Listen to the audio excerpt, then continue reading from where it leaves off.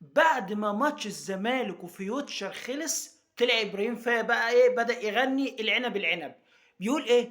أول كلمة قالها: عزيزي الزملكاوي، عزيزي الزملكاوي. طب عزيزي الزملكاوي إيه؟ وأصلا فيوتشر ماسك الكورة طول الشوط الأول والتاني على الجناب وانفرادات، ونادي الزمالك عمال يطلع كور بالزوفة من وسط منطقة الجزاء.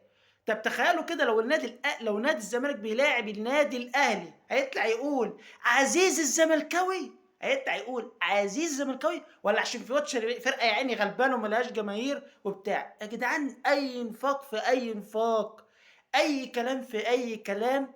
اول ما الماتش خلص: عزيز الزملكاوي، عزيز الزملكاوي، كانه هياخدهم بالحضن. عزيز الزملكاوي، يا سلام، ده ايه الحنيه دي؟ ده ما لعبوش كوره، خطفوا الماتش، ما لعبوش كوره خالص، مفيش.